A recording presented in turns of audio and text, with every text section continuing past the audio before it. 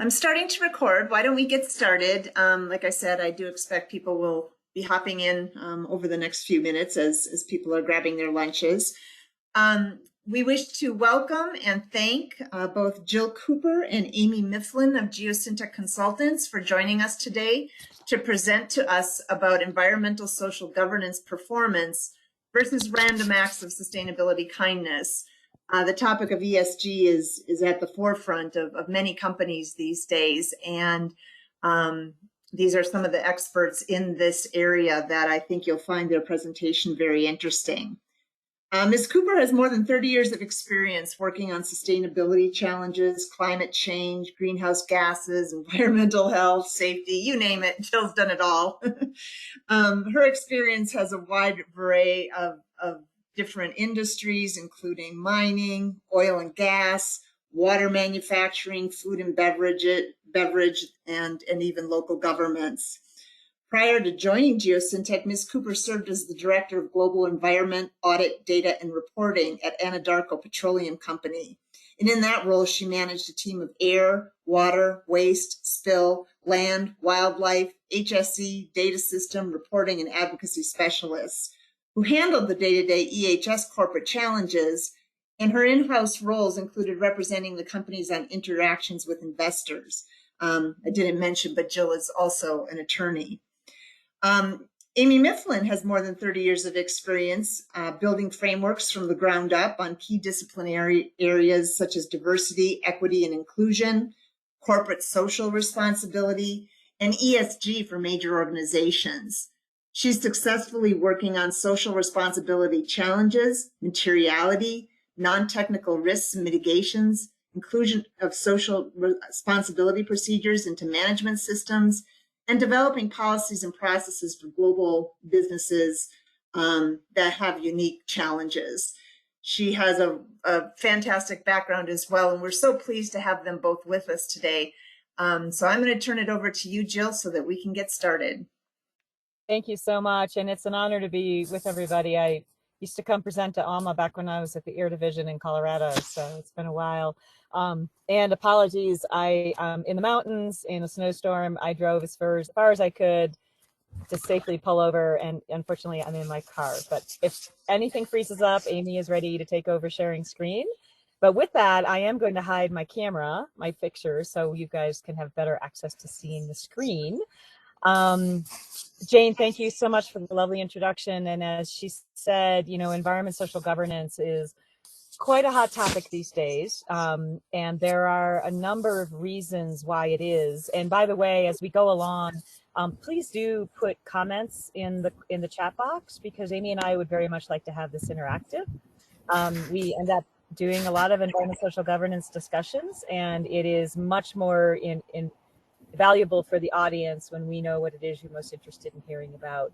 The drivers is the one that we end up having to educate or teach more leadership within companies about why is everybody so focused on ESG right now. And one of the big drivers is customers in the supply chain world, just to make sure that if they're partnering closely with somebody, if a company is, that they can trust that company is going to hold up the highest standards of environment, health, safety, and governance, and other social topics. Investors are increasingly focused on this space. There's a slide I have in a minute that shows the amount of money and equity that has gone into or increased in the sustainability investment arena in the last couple of years.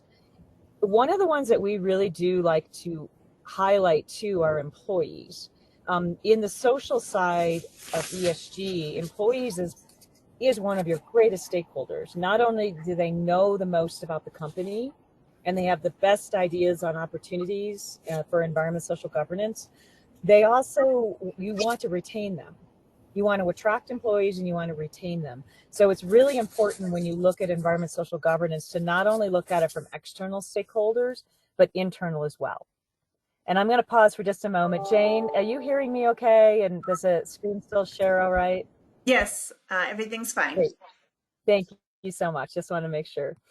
And so the external risks are becoming more material in general, but the internal engagement is really important right now. We have a number of clients that we're asking them what are some of their biggest concerns and risks, and it is employee retention. And one of the more interesting things that has happened in the past week, it was a week from yesterday, the Security and Exchange Commission came out with their new regulations. Now, this, of course, applies to publicly traded companies. However, because of the supply chain issues, be prepared that privately held companies may also get pressure to look at the same requirements that publicly traded companies are being asked to look at. So the Security and Exchange Commission back in March of 2021 indicated that they were going to be proposing rules within a year to regulate climate. It could be it's climate risk, it's climate reporting, it's whether you set a climate target or goal.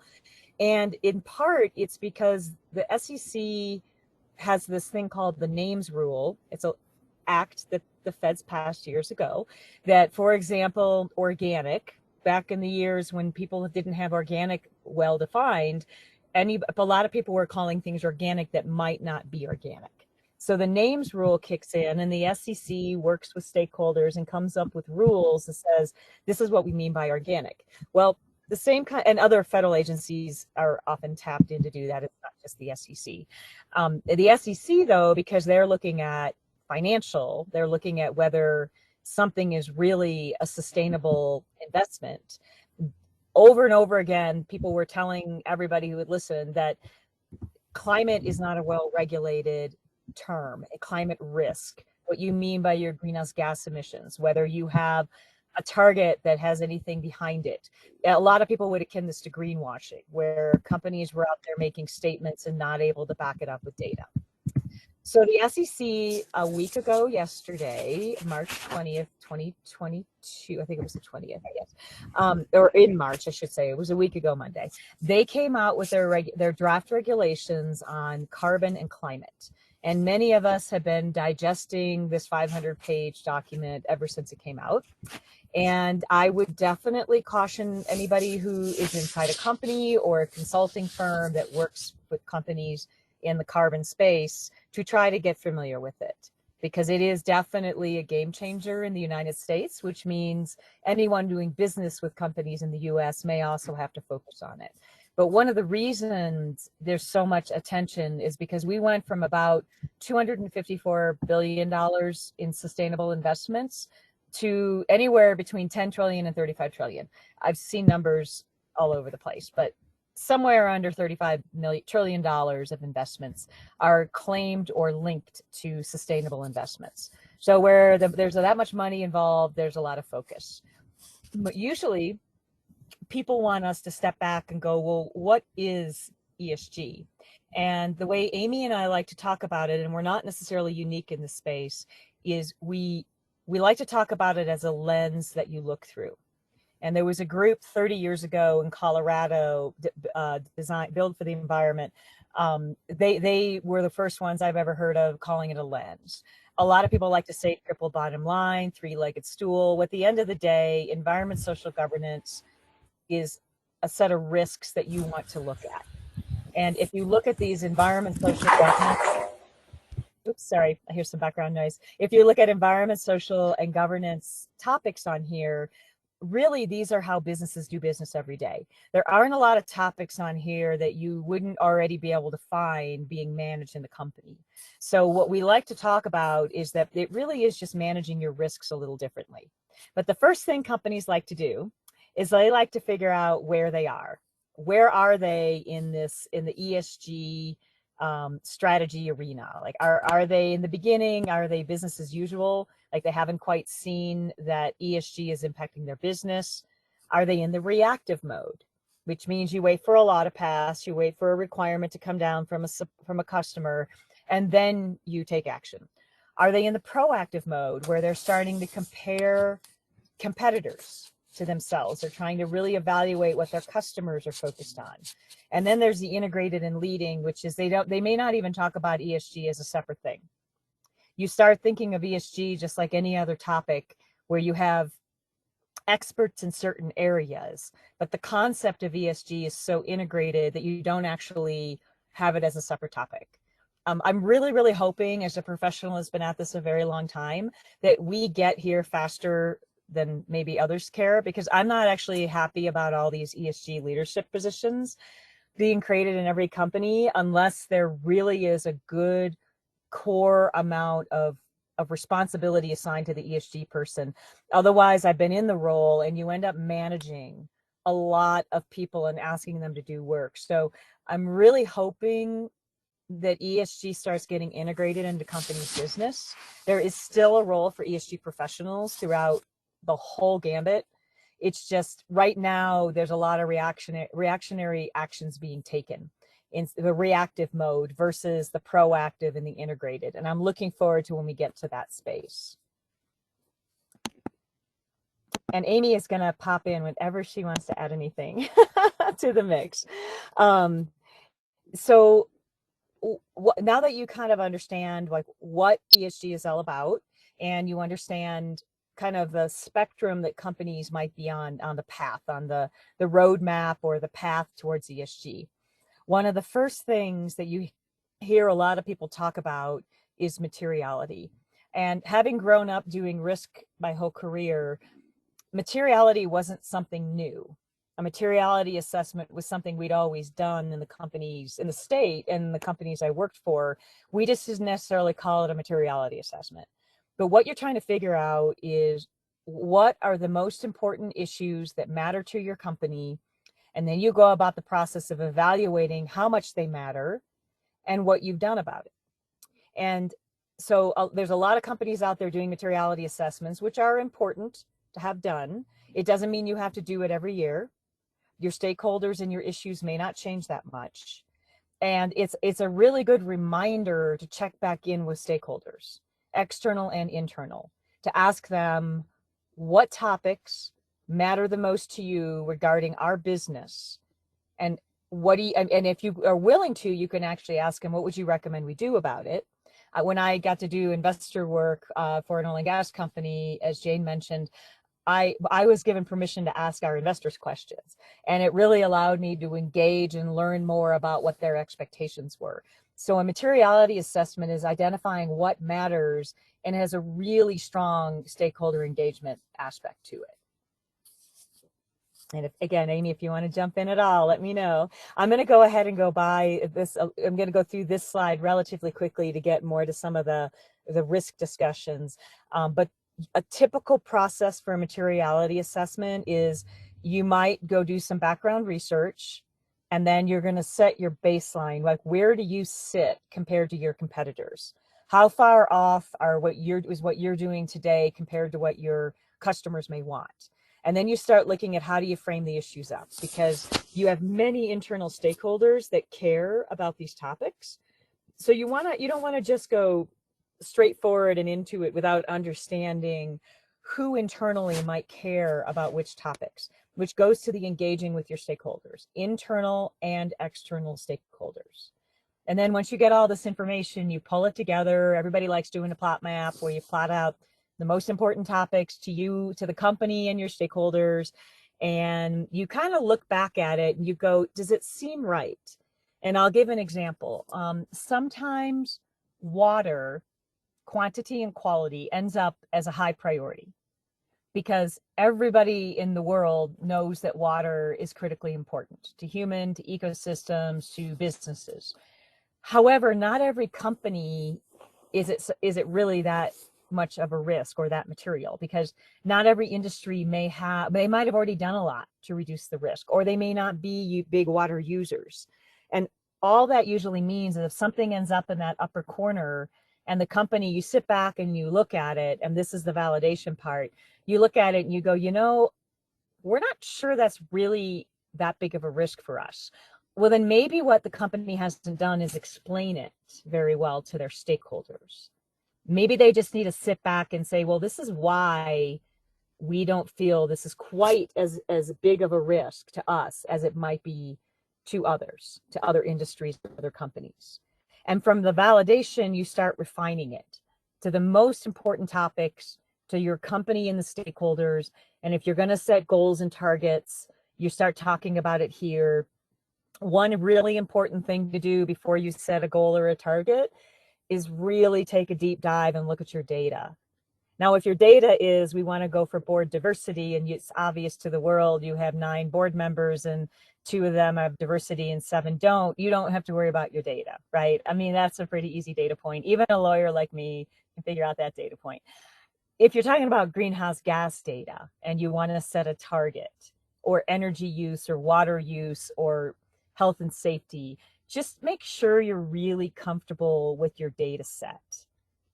Make sure that you really, really get it and that you're comfortable with your historical data, that you know if there's some data points that maybe you're missing, and that you might want to enhance before you might set a target.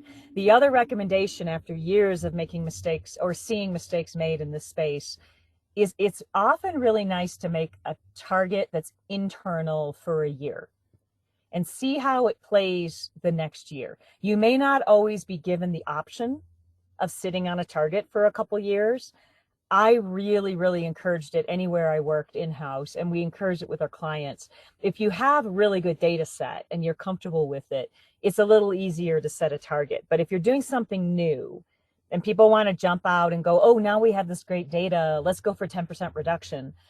Because the SEC regulations and other things are coming out, you're going to have to prove you can meet it if it's a carbon reduction. And there's going to be obligations for you to show progress towards it. That's publicly traded companies. But if you're privately held and you sell to a publicly traded company, they may come back and ask you to do the same kind of rigorous evaluation because their name is on the hook as well. Amy, do you have anything you'd add to that yet?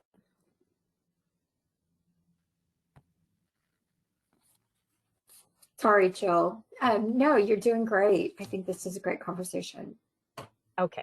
And we're still waiting for some questions to come in. So please feel free to put them in the chat box or raise your hand. Yes. I think you can also go on mute. Yep, and I'm monitoring for you. Thank you, Amy. And so if for many of you, this may feel like we're talking about a management system. I don't know how many of you work on environmental management systems, but Plan, Do, Check, Act.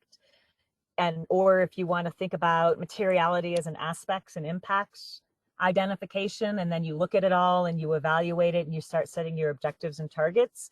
So this should, if you're thinking as a system approach, this should feel like a management system. You're first identifying the things that matter. How do you impact environment, social governance? And then you're identifying how much it matters, what have you already done about it, and what's left. It should also really feel like a risk management program. That when I was at a company, I managed all of the ESG risks and had to evaluate them and get internal input every quarter for the board. So we called it dynamic materiality because basically every quarter we were re-looking at our most serious risks that we couldn't fully mitigate, and we were talking about them to the board.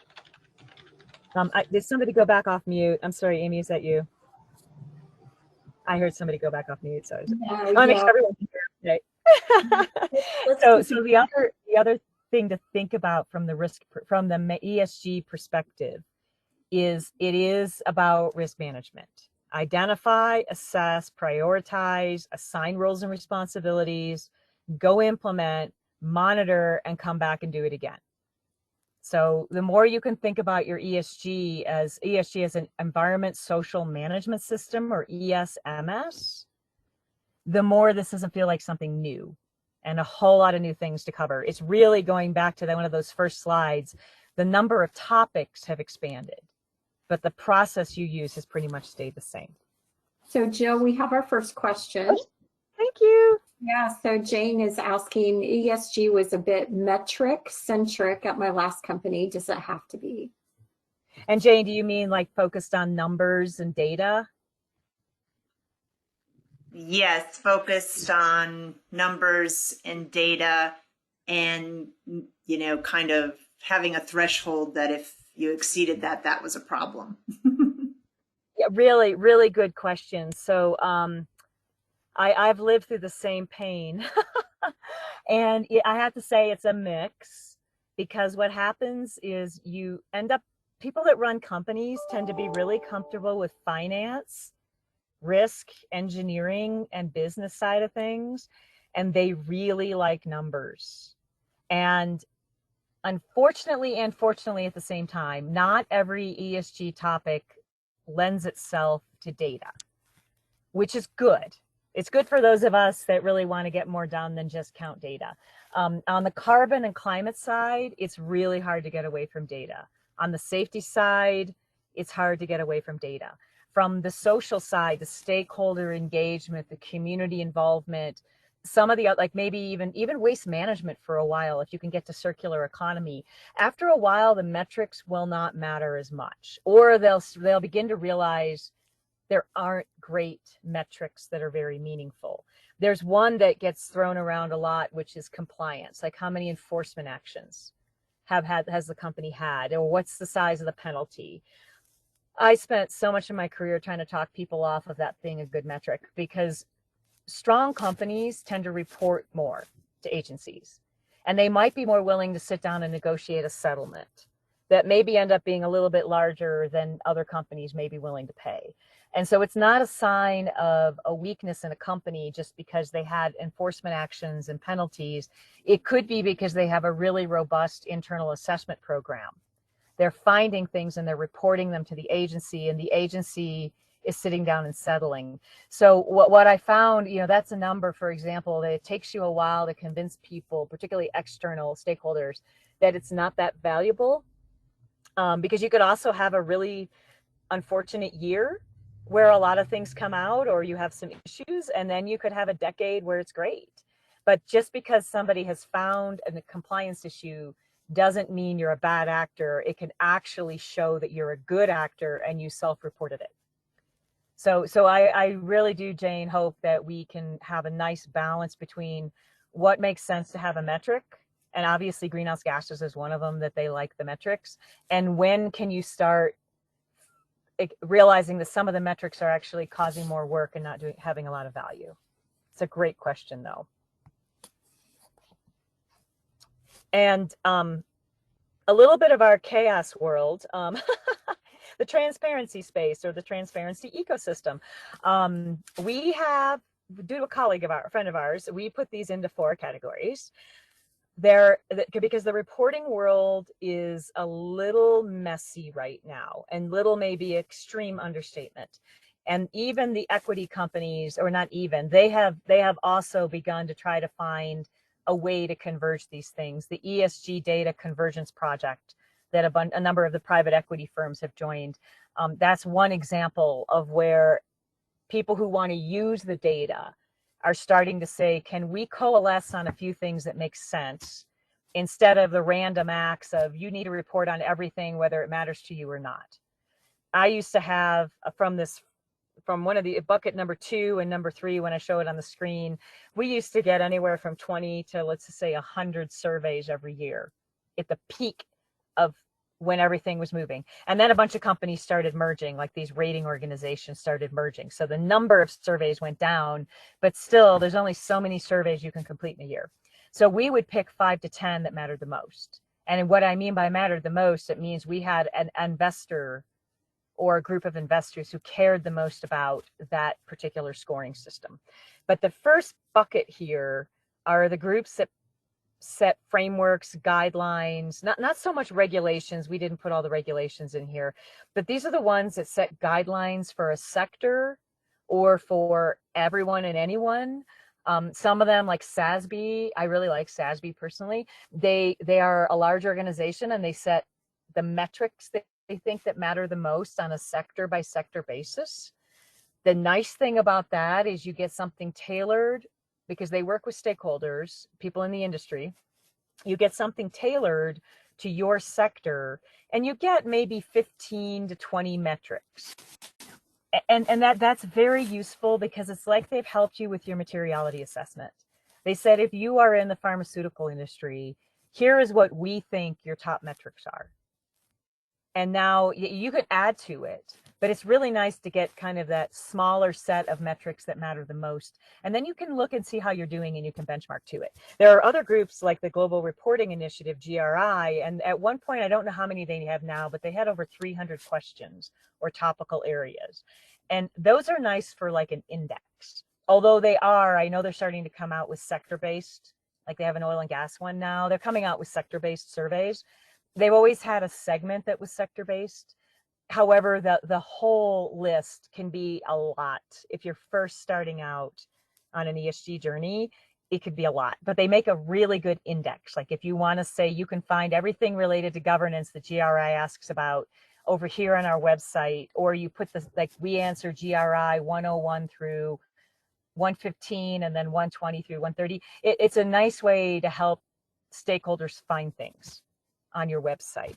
But that's the first group. The second group is the group that may send you surveys, ask for information, and then they rank you. There's the third group, which are those that usually they have a big data engine that goes like a data analytics engine, and they go and they search your websites and ideally any reports or anything that are on your website, and they're looking for keywords and information. And then they have their own experts that take a look at things, and they have their own way of processing it. And they basically tell you how you're doing. And we have some clients where they'll actually, this is how our client did, and this is how their closest peer did or competitor did. And you can kind of start seeing where you have some gaps. Now, the challenge here is each one of these groups are competing with each other. And some of these might have already merged with others. I'm actually not keeping track of every one of these that's merged because it is a very active space right now. And it also depends on whether your stakeholders, your investors are interested in these scores. So some years we'd have one of these groups that our investors would be very focused on, and then a couple of years later it might be another one. So it's another reason to do your stakeholder engagement, to keep checking in with them and saying, are you more focused on one of these versus the other now? Which one is giving you the greatest value? Because a lot of your investors may not be doing all of this evaluation of you in-house. They may be relying more and more on groups like this. Now, actually, we're beginning to find that some of the larger investors are saying they're bringing it in-house, meaning they're not going to be, they may still rely on third parties like these guys, but they have to do their own. And part of this is getting driven by the European Union, something called the taxonomy.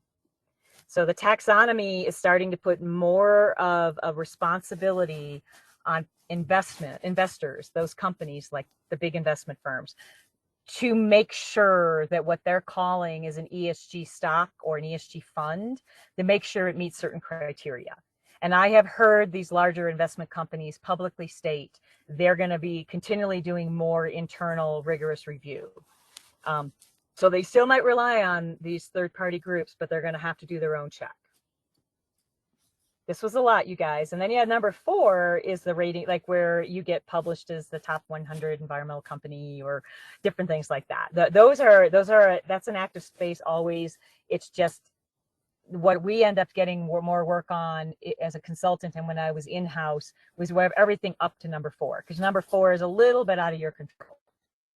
The rest of it you can have some influence over. So I'm hoping this is making sense so far. It's a very quiet group, and I tend to load a lot of information into every slide I share. And so usually what we get asked next is, how on earth do you manage all of this? And this is not the answer for everybody, what we have on the managing reporting. One thing I really like, though, or we really like, is the TCFD is the Task Force on Climate-Related Financial Disclosures. So they are focused on what is climate regulation doing for the demand for your product, and are there physical risks to your business due to severe weather events? And you can call it climate-related risks, but a lot of times we don't want to get bogged down in that. We just say there's severe weather events happening more frequently. Have you evaluated the level of risk to your business and your operation of these events? And this circle, again, if you notice, we have a circle thing going here. this is how companies run their business. If you look at these circles, this came from TCFD, but nowhere in these circles does it actually say climate or carbon. Because the Bloomberg Group, they had a great stakeholder group that pulled all this together. They know how businesses run, and businesses govern, they have strategy, they manage risk, and they pick targets. Now, like Jane had asked, you could go a little metric heavy. So, you know, metrics and targets don't always have to be numbers. The metrics do, but the targets can be other things that you're going for. And it could be based on employee surveys by being one of the best places to work. I mean, there's still a numbers aspect, but it's kind of merging with the qualitative at the same time. And so what we like about TCFD is it's taking ESG concepts and it's helping you put it in a business framework. And you can put climate, air, wildlife, water, safety, social, community engagement. You can run it through the same lens. And again, this should look like a management system. I'm sorry to be boring, but we want to make this simpler for people and not harder, because there's a lot of noise and there's a lot of activity, and it's really easy for this to become overwhelming. And we picked just a few of the different kinds of groups up in the first two, the tables I just showed you, where, you know, you could say, I'm just going to pick SASB, and maybe I'm going to look at the UN Sustainable Development Goals, because the UN Sustainable Development Goals, they're a not-for-profit, they're not making money off their goals. They picked 17 goals, and inside each goal, there's a bunch of sub-things, and you'll see a lot of companies will use the UN logos. Like, what do we mean by, you know, water security? And a company can use that on their website. They reference the UN SDGs, and they can say, these water goals we have are aligned to the UN SDG goal around water security or water safety. And so it's a nice way for companies and others, because municipalities, anybody can do this, to kind of take their goals and look at it through this UN SDG lens, and then put a little more context around it without having to use a lot of words. You're not saying you're doing everything in the goal that has to do with water. You're picking out pieces of it and saying what we are doing is aligning to these things. And because the more words you use in some of your reports, the more challenges you may have in the long run. So when we get into the reporting discussion a little bit more, it's the SEC and the European Union and other stakeholders that are relying on what you're saying. They are looking at your sustainability reports through a different lens than they used to. Used to be you could put it up on your website and you were telling a story. Now you have people relying on it, as well as those rating organizations' assessment of you as to how sustainable you are. And individuals are investing based on that. Or their equity companies are willing to invest in your business because of that. Banks are willing to loan to you, and insurance companies are looking at it for insurance. So it applies to public, private, and government entities. Anyone that has anything to do with financial or insurance, they're starting to look at what you're saying, and they're trying to evaluate whether you've managed these risks. And so you need to be super careful about what you put in writing in your sustainability reports and even on your website, unless you clearly say, I'm just telling a story. So I see SB, okay, let's see. TCFD, oh good, Amy's sending some links, the UN SDGs. Thank you, Amy. She's got you totally linked up, you guys, in the comments. She put links to a whole bunch of things in there. So we have a number. This is the alphabet soup of reporting. And it's fun. Now I'm going to segue just a little bit into something, either if you're inside a company or you're a consultant or you're a lawyer, you might really enjoy this space. I find this to be super fun. Environment, social governance, due diligence. Now you can see an example here, and this is an example from a real acquisition that we were asked to do the ESG due diligence, but we have moved the scores and changed the words, and even the company we were evaluating wouldn't know this was them. But it was basically in the food space, and the ESG due diligence was super interesting because you basically start by, it's one company buying another one in this case. Sometimes it's an equity company trying to decide if they want to invest in another company. And we have several equity clients that we work with as well. And you basically research the company as much as you can find online. Quite often, they'll want us to go in the field and walk the site if they're investing in a location or a company that only has several locations. Otherwise, if we don't go on site, we will interview their leadership. No matter what, we usually end up interviewing their leadership. We can even send them a survey and say, could you try to complete this information for us? And we basically get to geek out as ESG professionals and learn as much about them as we can. And we evaluate it through the materiality. How important are these topics to this industry and this company? And what have they done to manage the risk? So materiality assessment, residual risk. And then what we also do is we could give them recommendations, our client, about what the company could do to further mitigate the risk. And sometimes we'll even say, you really probably want to get this in writing before you fund or invest in this company. So some things are big enough of a red or a yellow flag that we will say, you really need to get more information or get them to commit to something more before you sign on the dotted line. And so the one thing we do recommend for clients is do this in-house, incorporate this into your audit program. You don't have to call it ESG due diligence. You can call it your audit program, and take a look at the things you're covering. What are you looking at when you go do an audit of your facilities? It's a really great way to continue to evaluate the potential risk that your company and your operations face. So this, I have to say, is one of my favorite things to do. It's when I get to do due diligence. So to the point of the title of this presentation, we are trying to avoid random acts of sustainability kindness, where you get a lot of people coming up with a lot of ideas. And every time I say this to somebody who's an ESG professional or an environmental lead, they roll their eyes and go totally. You get somebody coming and going, we should go solar. We should switch out all our light bulbs. Are we recycling our water? Did we find a place for our waste? And they have this random acts approach to identifying ideas. Like, those of you that have been doing this haven't already figured it out. So those of you who've been doing it, you probably already had these ideas, and they're probably either in the queue or you identified that they're not very profitable for the company.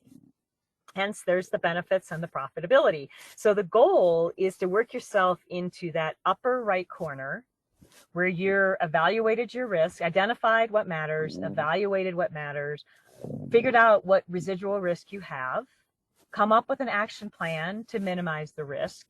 And if you get to the point where you can maximize your profits, you can actually see opportunities to distinguish your company, to distinguish your product or your service, and say, we are doing this more environmentally and socially sensitive than our competitors.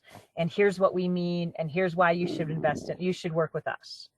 In a supply chain, as a customer to supply chain, in services you may provide, in the investment, the banks, the financial side, you may actually find you could distinguish yourself, and like the organic industry did, and it could even end up being more profitable for your organization, or you may save more money if you're, for example, from government. You may figure out ways you can continue to reduce costs. So this is kind of the point of what we've been talking about, is can you look at this in a way where you don't have random acts of sustainability kindness, which I personally have lived through, and I did not find it very sustainable for my health or my sanity or the team that worked with me at the time. Instead, can you kind of manage it more in a management system approach? So this is the Responsible Steel Standard that came out, I think, 1.5 years ago now. I'm a big fan. I've told them that. I really like what they've done. I've told other trade associations I really like what Responsible Steel did. They took ESG for the steel industry, which is going to be around for a very long time and uses a good amount of energy to give us all of the amazing products that we have today that have metal in them. So I'm not against any industry. I just think everyone has the opportunity to improve. Well, this industry put their money where their mouth was. They helped the Responsible Steel Group, and they created this standard. So you can see the 1 through 12 steps over on the right-hand side. That's Responsible Steel. Leadership, as we all know, having done environment, is such a core part of a good management system and managing risk. So they started with leadership, and then number 2 is where they put the other management system pieces, like, have you identified your regulatory requirements? Have you assigned roles and responsibilities?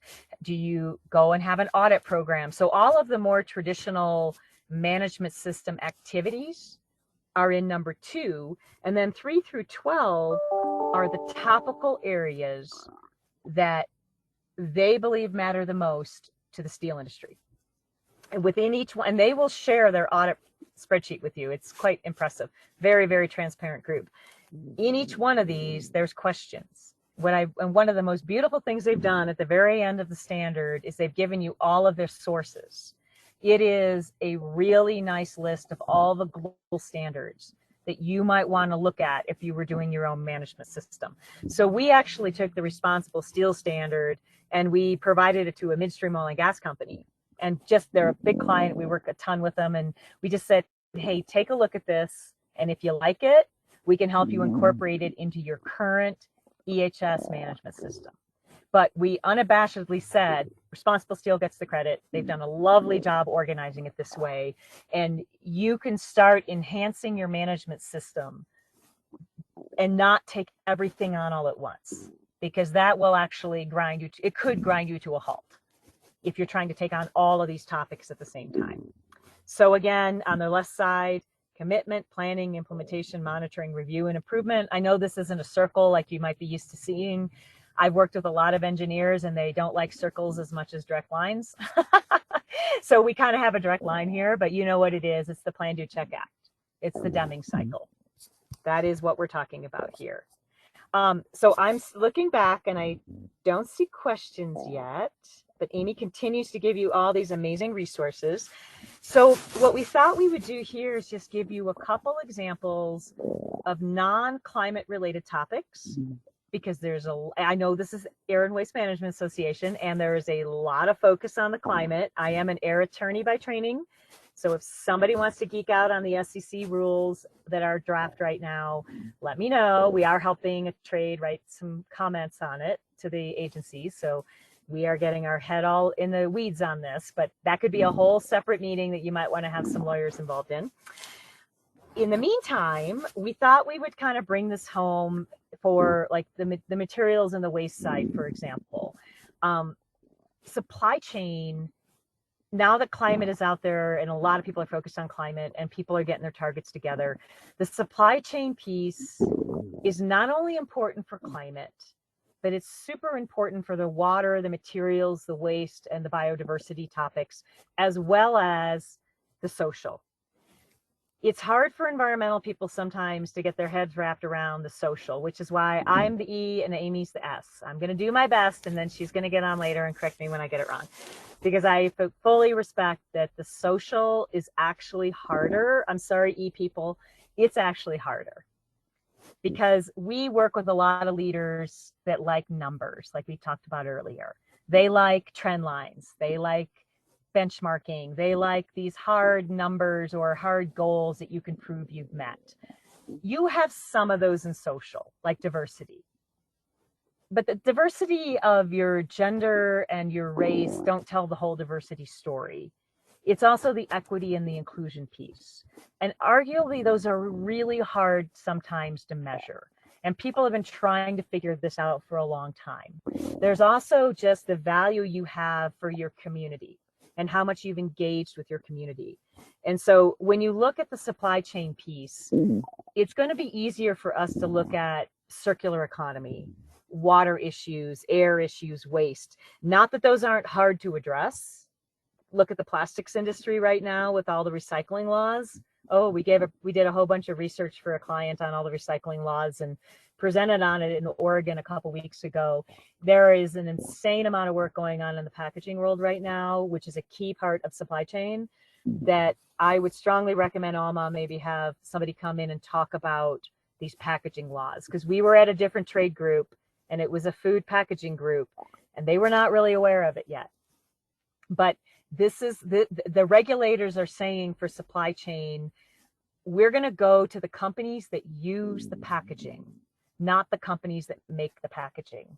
Extended producer responsibility. So part of what's being driven in the EU, Canada, and now it's coming to states across our country is if you want to put a product on the market in our state, you are going to have packaging responsibilities.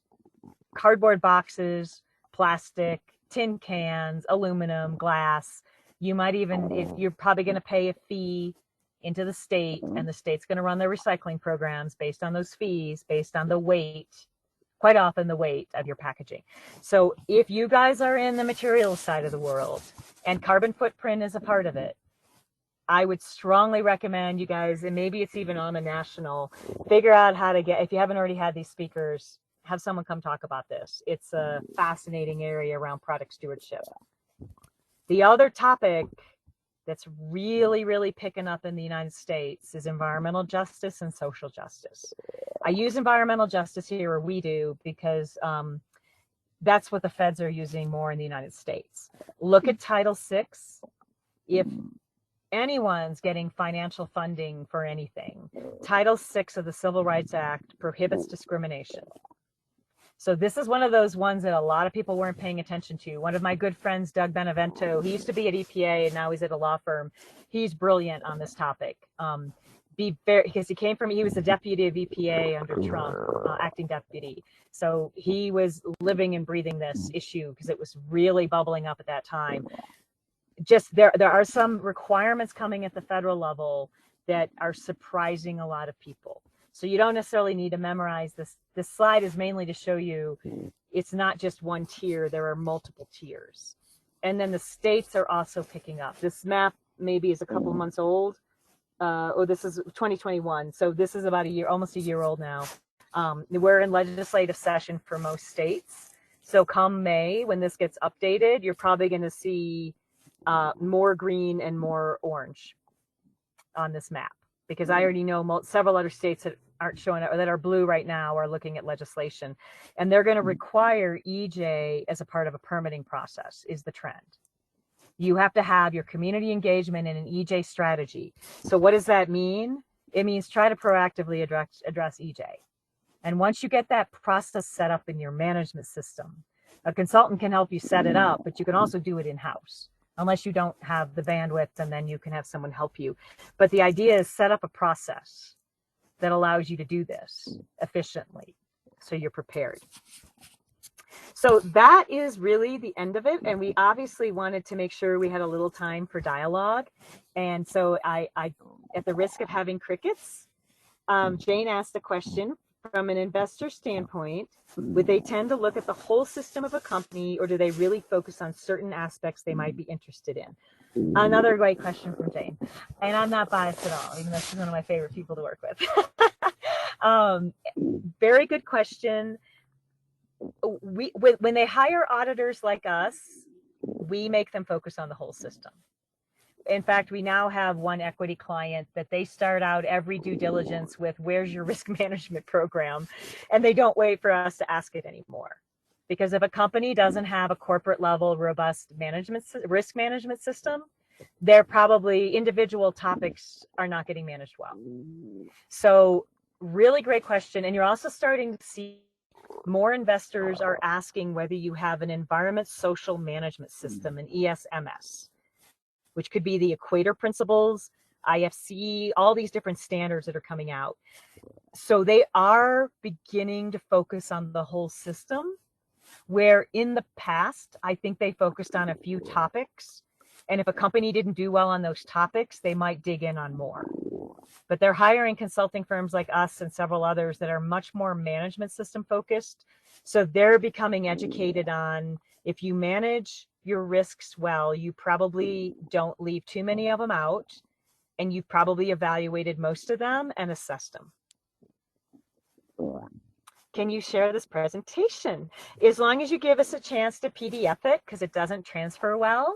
And I think I have some backup slides in the back. So if you give us a chance to delete those, as long as it doesn't violate any AMA rules, we can share this presentation. And you guys have our contact information, so please feel free to reach out. Amy and I have committed our careers mostly inside of companies. We're both new to consulting. I'm a little over 3 years and Amy's a little over 1 year. So we're learning how to be consultants from Jane and others. And we embrace the fact that there's a lot of consultants trying to get their foothold and learn about this space. So reach out to us. And of course, the companies that are on the call, we strongly encourage you to figure out how much you can do in-house. Like if you have a consultant helping you, have them help you build something that you can manage in-house. Because there's a certain amount of overflow work you're going to need help with, but the core structure and system really is more valuable if it's something you manage in-house, and then you have your trusted partners outside the company that can help you get the work done. Or maybe you need a certification on something like your climate risk assessments. Maybe you need a third party, the real boutique specialty stuff that you just don't have someone in-house to do. But this is really something you guys can build within your structure and then go to the experts for help when you need it. Amy, Jane, are there anything else you guys want to add? Just one more, response to Trinette's question. We're recording this session as well, so the recording will be made available to everyone in attendance and A&WMA members. Thank you, Jane. I do remember you said that at the beginning too. So, again, the hesitation of it's quiet, so maybe there's no questions. And again, Jane and the A&WMA team over there, thank you so much. We're honored to be here with you guys today. And I've always thought very highly of the organization. And I appreciate everything you guys do to help air, water, waste, everything become more sustainable across our country and around the world. So thank you. Great. This is Jane again. Are there any final questions at all? If not, I do want to make one more announcement. The West Coast section of Air and Waste Management Association, our YP group, is going to host a sessions of quarterly webinars, and the first one will be held on April 30th, 2022. And the focus will be on these quarterly webinars to look at different ways you can use your environmental background. Kind of getting, for instance, like the consultant's viewpoint of what it's like to be an environmental consultant. And we'll have industry representatives and government representatives. So the first one, we have 3 invited speakers. It will be on the consulting world, and it's free and open to everybody. Look for an email announcement. But again, the date, if you want to save the date, is April 30th. 2022. And that is all I have. Jane, a couple of questions came in late. You want to take those? That's right. I do see that. Jill and Amy, what advice do you have for environmental engineering graduates looking to break into the rapidly developing field of ESG? Amy, do you want this one? That's a great question. Gosh, what advice would we give? Be diligent, be persistent. There's a lot of companies in all different sectors, from the accounting, firms to, businesses all over in the different industries to really to hire in ESG. And so don't be afraid to post for those positions, and even if it seems a bit out of the qualification reach, it's always nice to go ahead and put your applications and resumes in there. Jill, you want to add anything to that? Yeah, I'm going to shamelessly plug consulting. I went about it backwards. I was government, then industry, and then consulting. I think that our next gen consultants, newer, it doesn't matter actually what age you are, but newer into this field, you get a tremendous amount of experience in the consulting space. Mm-hmm. So while people are quite often looking for that in-house job, it's sometimes hard to compete for those in-house jobs if there's only a few of them. So really encourage you, broaden your thoughts, and we have jobs posted, shamelessly plugging us. Yes, we but do. I would say, do give consulting and some of these other types of jobs a chance, because You can learn a lot. You meet a lot of different companies and individuals and mentors, you know, in your consulting firm, but also with clients. And I'm just watching our newer hires that are newer into the company and in this space really just not believe how much they're learning in such a short span of time. They came out of school with different degrees, like climate or sustainability and different things, and then they realized how much they had to learn. So the other thing is be humble. Enjoy the learning, because I always have more to learn. I've been doing it 30 years and I'm not an expert in ESG. I would never say, neither one of us would say we're an expert in ESG. It's too complicated. It's ever changing. So it's really nice if you can walk into a meeting and realize you're not supposed to have all the answers. I just encourage you to take that to heart. Yeah, thank you, Jill and Amy. I just have a follow-up question. So I saw that both of you have an MBA degree. So, and I also, the other day, I tuned into another ESG webinar, and they mentioned that the business part is also very important, understanding business or accounting. So I was wondering, do you feel like that's something like as an engineering students should also learn more about, or you know, like I made an MBA degree or some business sense? You know, Yeah. Go ahead, go ahead, Jill. Amy.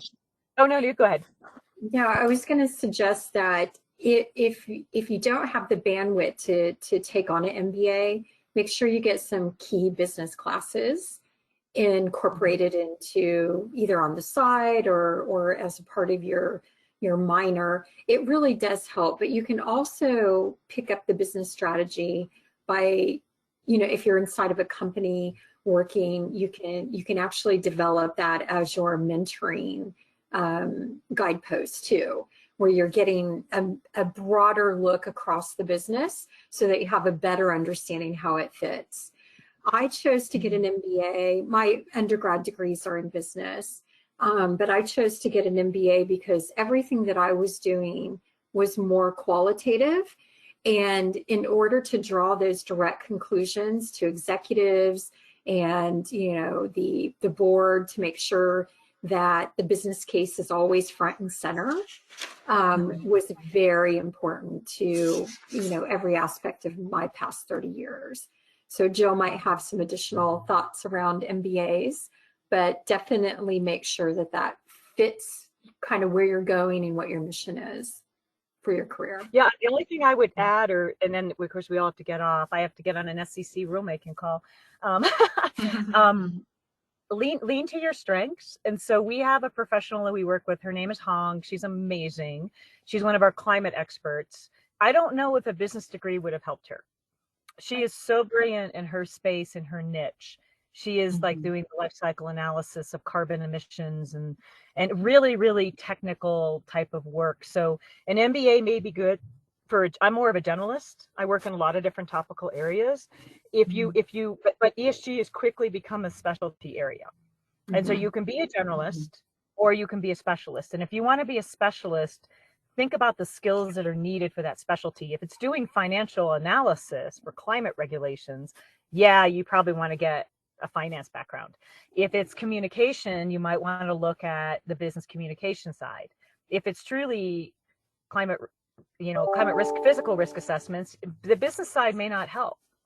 So I'm not sure there is one answer for everybody. I came into this with a business degree and then got a law degree, and then I went into environmental and sustainability.